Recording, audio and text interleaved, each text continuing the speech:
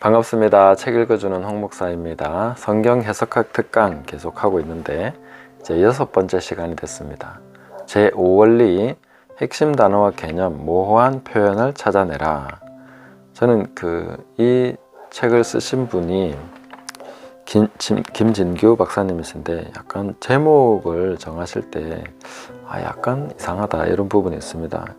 왜냐하면 이 5원리는 제가 볼 때 제목을 핵심 단어와 개념을 찾고 또 모호한 표현을 명확하게 하라 이렇게 해줘야 될 것 같은데 약간 제목이 그렇습니다. 그래서 제가 제목을 바꾼다면은 핵심 단어와 개념을 파악하고 모호한 표현을 분명하게 하자, 이렇게 5원리를 보면 되겠습니다. 그럼 핵심 단어와 개념을 어떻게 찾아낼 수 있겠는가? 강조되는 것에 주목할 수 있습니다. 첫 번째로, 사람이 일반적으로 뭔가를 강조하려고 하면 자주 반복할 수 있겠죠. 반복을 하는 게 강조하는 겁니다. 그리고 또 하나는 많이 얘기하는 게 강조하는 거죠. 그 다음에 먼저 얘기하는 게 강조하는 거죠. 이렇게 볼 수 있습니다. 물론 이제 이게 두괄식, 미괄식 이렇게 해서 뒤에 가서 강조하는 게 있을 수도 있고, 그렇지만은 이제 그거는 의미상 문맥에서 파악하면 되는 것이고, 주로 먼저 얘기하는 것이 중요한 것이죠. 그렇게 우리가 순서를 따라서 파악할 수도 있다 하는 것입니다. 자, 그러면 창세기를 한번 예를 들면은 1장에서 11장은 원역사에 대해서고, 12장에서 50장 굉장히 많은 분량, 거의 40장에 걸친 분량은 4명의 족장들에게 초점을 맞추고 있다 하는 거죠. 그럼 뭘 강조하는 것입니까? 아브라함, 이삭, 야곱, 요셉으로 이어지는 그 아브라함의 언약을 강조하고 있다. 이 언약을 통해서 어떤 일이 이루어질 것인가 하는 것에 대한 그 초점이 창세기에 있다 하는 그런 얘기입니다. 그리고 요한복음 1장에서 11장은 예수님의 3년간의 공생애, 근데 12장부터 21장 전체가 거의 십자가 처형 전후의 한 주간의 대부분의 시간을 할애하고 있는 것이죠. 그러니까 이 부분을 얼마나 중요하게 다루고 있나 하는 거 알 수 있고, 또 요한복음 20장 30절에 31절은 요한복음을 기록한 목적 분명하게 명시하고 있다. 그 목적이 뭐냐 하는 것을 확실하게 얘기했기 때문에 요한복음에서 중요하게 얘기하고자 한 것이 바로 이거였구나 하는 것을 알 수 있는 것이죠. 자, 그리고 십계명 같은 거 보면, 십계명 같은 거라고 얘기하면 안 되죠.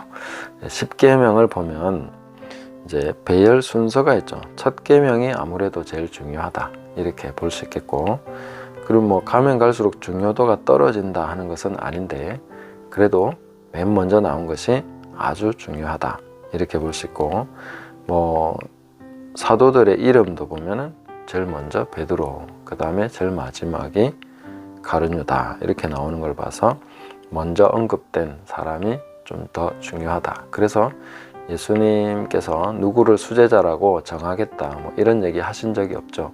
그렇지만 우리는 보편적으로 베드로가 수제자다 이렇게 인지를 하고 있죠.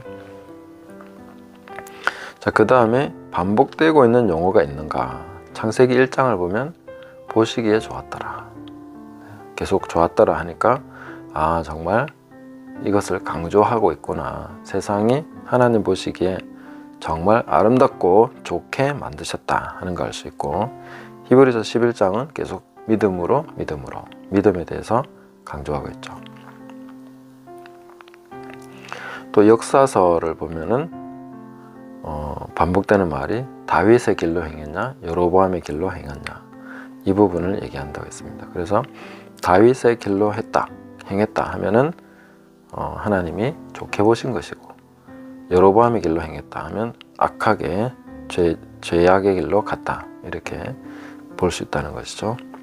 그런 것을 기준으로 삼아서 하나님이 기록하고 계신다. 그래서 매우 중요하게 이 두 사람을 취급하고 있다 하는 것을 알 수가 있는 것이고, 그 다음에 서로 연관된 것, 뭔가 연결되는 주제 혹은 주제가 이렇게 어떤 흐름을 가지고 가고 있는 것, 이런 것들을 본다면은 사도행전 1장 8절은 사도행전 전체의 메시지죠.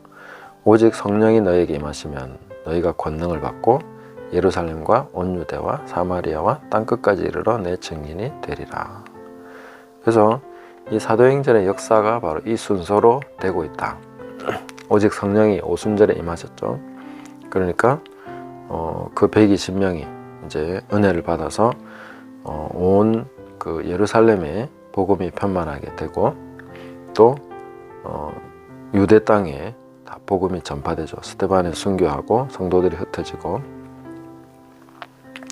그 다음에 빌립 집사위에서 사마리아에 전파되는 내용이 8장, 그 다음에 사울 회심해서 이제 이방인의 사도로서 9장 이후로 복음을 이제 사도로 세움받아서 13장에서 세움받고 이방을 향해서 힘차게 나가게 되는 그런 과정이죠. 그리고 그 중간에 뭐가 나옵니까?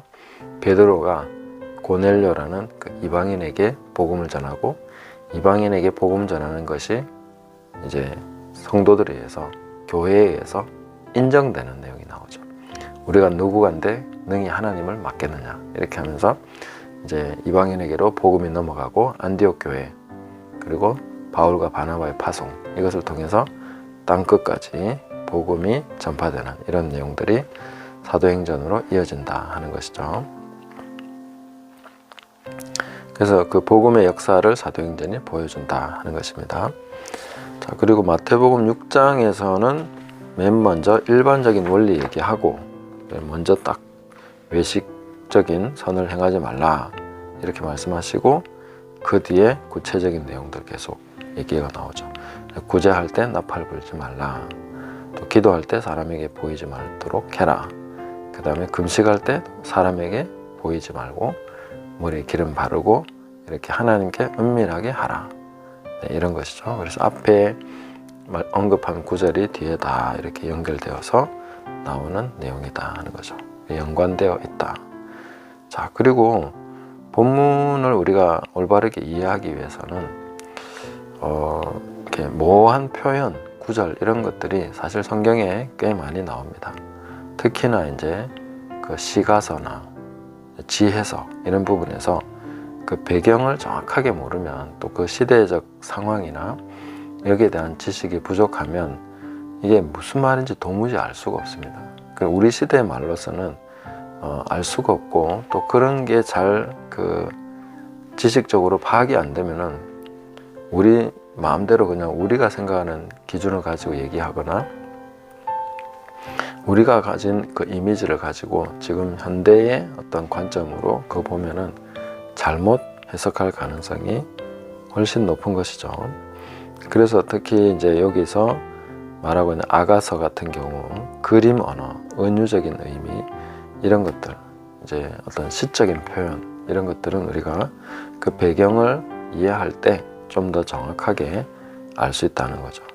그래서 여기 나오는 말을 보시면 내 누이 내 신부는 잠근 동산이요 덮은 우물이요 봉한 세미로구나, 이런 말이 무슨 뜻인지 잘 모르죠. 내게서 나는 것은 석류나무와 각종 아름다운 과수와 고벨화와 나도풀과 이런 식으로 나도와 번홍화와 상포와 개수와 각종 유향목과 몰약과 침향과 모든 귀한 향품이요 너는 동산의 샘이요 생수의 우물이요 레바논에서부터 흐르는 시내로구나.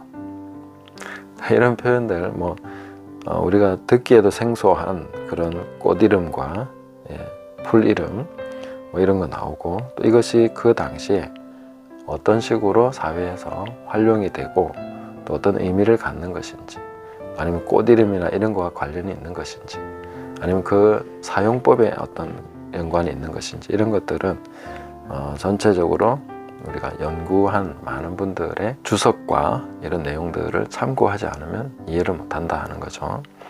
그래서 이런 부분들은 책을 더 공부를 해야 된다, 그런 내용으로 이제 정리를 해주고 있습니다. 아마 앞으로 이 부분을 조금 더 다룰 필요가 있을 거라고 얘기를 하고 있습니다. 3부에서 다룬다 해놨습니다. 자, 그러면 이제 여기서 실습 문제 보시면 요한복음 15장 1절에서 12절에 나오는 핵심 단어, 개념은 무엇인가? 그것은 무엇을 뜻하는가? 예수님의 포도나무 비유, 나는 포도나무요 내 아버지는 농부라, 이 말씀이죠. 여기 중요한 것은 뭡니까? 가장 중요한 핵심 단어, 개념은 포도나무, 가지, 열매, 이것이죠. 그래서 포도나무는 예수님이다. 그 너희는 가지다. 이 관계를 설정했고, 그 다음에 가지 된 우리에게 요구하는 것은 열매다 하는 것이 분명한 것이죠. 그러면 열매를 맺느냐 맺지 못하느냐에 따라서 버림받느냐 아니면 하나님께서 우리를 그 가지를 통해서 영광 받으시느냐. 농부가 원하는 것은, 포도나무에 원하는 것은 분명히 열매 외에는 없습니다. 포도나무 열매가 좋아서 그런 것도 있지만 포도나무의 특징이 덩쿨이지 않습니까? 그거는 만약 열매가 아니면 아무짝에도 쓸모가 없는 것이죠. 뭐 참나무나 아니면 밤나무나 이런 거는 열매가 아니라도 목재로 쓸 수 있고 뭐 땔감으로도 쓸 수 있고 그렇습니다. 근데 포도나무는 땔감으로 쓰기에도 별로입니다. 그 뭐 해봐야 얼마나 불에 타겠습니까? 근데 포도나무의 유일한 가치는 열매에 있다. 요즘 같은 경우는 뭐 관상적인 가치도 볼 수 있겠지만 당시에 그런 것을 논하는 것은 아니죠. 그래서 포도나무에 요구하는 것은, 유일한 것은 열매. 그러면 어떻게 열매를 맺을 수 있는가? 가지가 포도나무에 붙어 있어야 된다. 그럼 어떻게 붙어 있을 수 있느냐? 그게 중요하죠. 그 내 안에 거하라 이렇게 하시는데, 나 예수님께 꼭 붙어 있을래요, 이렇게만 얘기한다고 붙어 있는 건 아니지 않습니까? 그러면 결론적으로 가장 중요하게 어떻게 붙어 있을 수 있느냐 하는 것이 이제 후반부에 나오는 것이죠. 자, 10절에 보시면 내가 아버지의 계명을 지켜 그의 사랑 안에 거하는 것 같이 너희도 내 계명을 지키면 내 사랑 안에 거하리라. 내가 이것을 너희에게 이름은 내 기쁨이 너희 안에 있어 너희 기쁨을 충만하게 하려 함이라. 내 계명은 곧 내가 너희를 사랑한 것 같이 너희도 서로 사랑하라 하는 이것이니라. 네. 자, 내가 아버지의 계명을 지켜 그의 사랑 안에 거하고 있다. 그래서 뭔가 거한다, 붙어 있는다 하는 것은 계명을 지키는 것이다. 이렇게 말씀해 주고 있죠. 그럼 너희도 계명을 지키면 내 사랑 안에 거한다. 그 계명이 뭐냐? 이게 핵심 구절이죠. 12절에 내 계명은 곧 내가 너희를 사랑한 것 같이 너희도 서로 사랑하라는 이것이니라. 그러면 열매를 맺는 길, 예수님께 붙어 있는 길은 서로 사랑하는 것이다 하는 결론이 나오는 것이죠. 그리고 서로 사랑하면 열매를 맺는다. 예수님께 붙어 있는 것이고, 붙어 있게 되면 자연스럽게 열매를 맺는다 하는 것이죠. 그래서 우리가 이 본문을 전체적으로 이렇게 핵심을 파악하고 나가는 그런 식이 아니면 어떻게 우리가 해석을 합니까? 예수님께 붙어 있어야 돼요. 그럼 어떻게 붙어 있습니까? 기도해야죠. 말씀 읽어야죠. 순종해야죠. 이러면서 우리는 막 그렇게 하면서 붙어 있으려 한다는 거죠. 성경 많이 읽어야지. 예수님께 붙어 있으려면 기도 열심히 해야지. 새벽 기도 해야지. 예배 안 빠져야지. 그럼 예수님께 붙어 있는 거야. 이렇게 얘기하는데 그건 성경이 말하고 있는 내용하고는 다른 것이죠. 물론 그것을 하지 말아야 된다는 얘기가 아닙니다.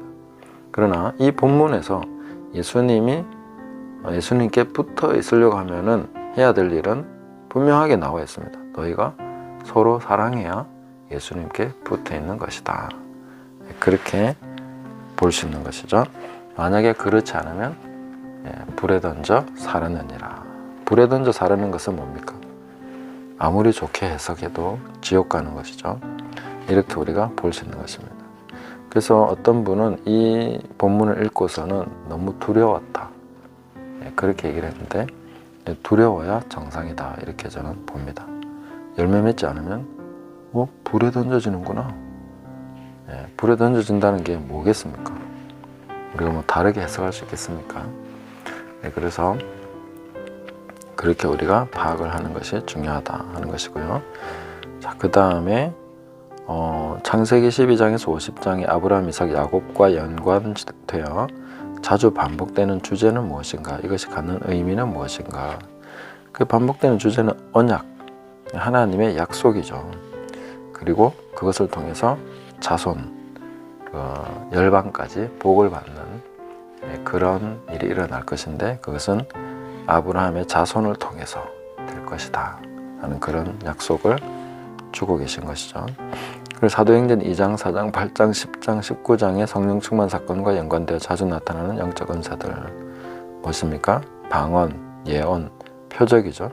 그 중에 가장 두드러진 것은 방언이죠. 근데 예언도 마찬가지고 다 언어와 관련이 있습니다. 그래서 성령이 임하시면 언어의 변화가 나타난다.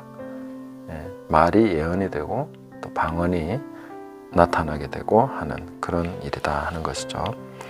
자, 그래서 우리가 성경이 무엇을 중요하게 보는가 하는 것은 반복되는 주제, 먼저 언급되는 것, 또 더 많은 분량으로 얘기하는 것, 이런 부분들을 보면서 이게 참 중요하구나 하는 것을 이해할 수 있다 하는 것이죠. 그래서 그 성경의 강조점을 따라서 우리도 강조해 나가는 것, 그 분량을 많이 차지하고 있는데도 우리가 무시하면 안 되겠죠. 그런데 분량이 거의 없는데도 엄청 중요한 내용이 있습니다. 이건 또 성경의 독특한 초점입니다. 특히나 멜기세덱 같은 경우 성경의 언급이 딱 3군데 나오죠. 창세기 한번 나오고 시편에 한번 나오고 히브리서에 나오고.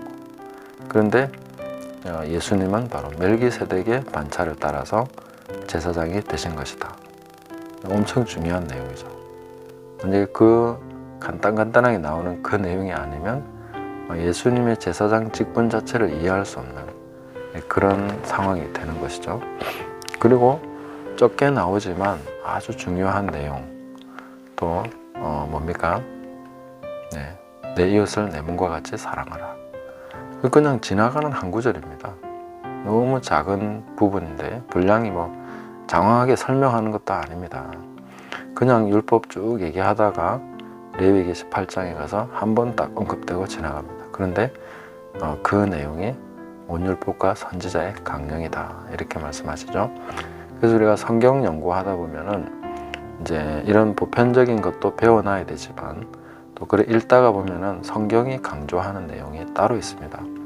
그런 것들은 아주 한 번, 두 번, 진짜 별로 안 중요하다고 생각하고 넘어갔는데 나중에 보면 그것이 엄청 중요한 그런 내용들도 있다. 그래서 해석학을 우리가 배워나가면서 성경의 관점을 좀 더 이렇게 예리하게 취할 수 있어야 되겠다 하는 것도 덧붙여서 말씀드리겠습니다. 그리고 여기서 이제 내용상 조금 더 저는 덧붙여야 된다고 생각하는 게 뭐냐면은 성경에서 핵심 단어와 개념, 그리고 모호한 표현을 명확하게 하려고 한다면은 이렇게 읽어 나가다 보면은 성경이 이상하다, 상식적으로라면 이렇게 전개가 돼야 되는데 성경의 전개가 다른 부분들이 있습니다. 그러니까 그러므로 혹은 그러나 이와 같이 하면서 이렇게 앞에 있는 것을 받아서 뒤에 연결해 나갈 때에 상식적으로는 이런 식으로 전개되는 게 맞는데 성경은 완전히 다른 이야기를 꺼내는 그런 경우들이 자주 있습니다. 그래서 우리의 상식과 부딪히는 내용들, 이건 분명히 이렇게 질문했으면 이렇게 대답해야 되는 거 아니야? 앞에서 이런 일이 있는데 그러므로 했으면 뭔가 앞에 거하고 연관이 있어야 되는 것 같은데 아무리 봐도 상식적으로 연관이 안 돼요. 그러면 그 안에 굉장히 우리가 깨달아야 되는 깊은 내용이 있는 것입니다. 그러니까 일반적이지 않은 내용이 그 안에 들어있는 것이죠. 그렇게 우리가 성경에 중요하게 보는 내용들을 파악하는 그런 방법들이 있습니다. 저는 사실 방금 말씀드린 이걸 굉장히 중요하게 봅니다. 왜냐하면 우리는 그냥 생각을 따라 살아가는 게 아니고 인간적인 생각이 아니라 성경적인 생각을 해야 되는 거거든요. 그러면 성경적인 생각을 하려고 하면은 우리가 성경을 읽다가 우리의 상식과 부딪히고 일반적인 흐름이 아닌 다른, 뭔가 다른 방식의 전개에 대해서 이상하다, 왜 성경은 이렇게 얘기해 주고 있지? 이런 것을 우리가 보면서 나가다 보면 우리가 성경이 인간적인 생각이 아닌 하나님의 사고, 하나님의 생각은 이렇게 흘러가는구나, 그런 것들을 우리가 알 수 있다 하는 것이죠. 그래서 나중에 제가 이 부분은 따로 정리해서 한번 얘기해 드리도록 하겠습니다. 그래서 이 책에서 제가 몇 가지 보충돼야 되는 부분이라고 생각하는 게 이제 그런 부분 중에 하나입니다. 그래서 분량이 많다고 분명히 중요한 게 맞죠. 그런데 분량 적다고 중요하지 않은 건 아니다. 그래서 이 성경이 이렇게 기록하는 방식은 좀 일반적인 책이나 논리나 합리, 인간적인 사고방식하고는 차이가 있는 계시이기 때문에 그런 부분을 우리가 놓치지 말아야 된다 하는 것을 말씀드리겠습니다. 오늘은 여기까지 말씀드리겠습니다. 감사합니다.